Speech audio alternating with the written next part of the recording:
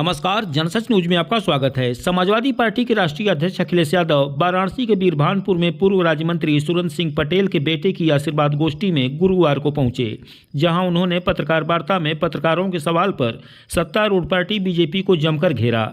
उन्होंने इस दौरान बेरोजगारी, महंगाई, किसानों की आय दोगुनी और बुनकरों के बिजली की समस्या पर सरकार को आड़े हाथों लिया।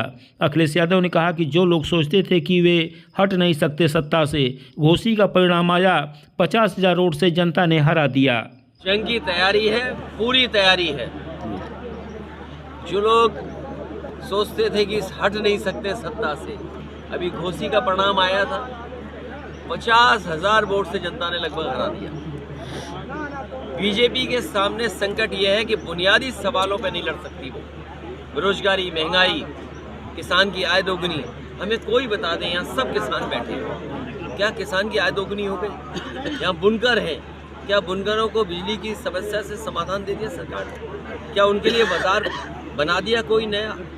और फिर ये सरकार रोजगार की बात कर रही है, नौकरी की बात नहीं कर रही है। अगर नौकरी की बात करेंगे तो उन्हें आरक्षण देना पड़ेगा, संविधान के तहत उन्हें हक और सम्मान देना पड़ेगा। आप नौकरी नहीं देना चाहते हैं, आप रोजगार देना चाहते हैं। और क्या रोजगार? वो सम्मान का रोजगार नहीं है, डिलीवरी बॉय बन जाना। अच्छी खासी डिग्री हासिल करने वाले लोग डिलीवरी बॉय बन रहे हैं। लोग ग्रेजुएट हैं, अच्छी डिग्री हासिल है, वो बताओ डिलीवरी बॉय बन रहे हैं। ये नौकरी देगी सरकार? और जिस सरकार ने ये कहा 40 लाख करोड़ का MOU हुआ है, आप बताइए ज़मीन पे क्या पहुंचा है? 40 लाख करोड़ के MOU हुए, लेकिन प्रधानमंत्री जी जब तमिलनाडु में जाते हैं तो तमिलनाडु की सरकार को बधाई देते हैं। कहते हैं कि द्रविडियन वे ऑफ गवर्नेंस जो है उसकी वजह से मेक इन इंडिया अगर कहीं सक्सेसफुल हुआ है तो तमिलनाडु में हुआ है, उत्तर प्रदेश में क्यों नहीं?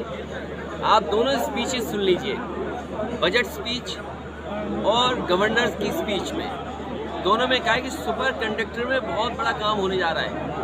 अरे भाई, जो मुख्यमंत्री एक बिजली का कारखाना नहीं लगाए वो सुपर कंडक्टर की बात कर रहे हैं, सेमी कंडक्टर की बात कर रहे हैं। अगर सेमी कंडक्टर में सबसे ज़्यादा इन्वेस्टमेंट कहीं आ रहा है तो गुजरात में आ रहा है। यूपी सरकार बना रहा है बीजेपी की, यूपी के सांसद जीतने के बाद दिल्ली में सरकार बन रही है। और बनारस के लोग तो ये सौभाग्य भी समझे कि उनके प्रधानमंत्री हैं, तो ये प्रधानमंत्री क्यों नहीं यहाँ पर इन्वेस्टमेंट ला रहे हैं?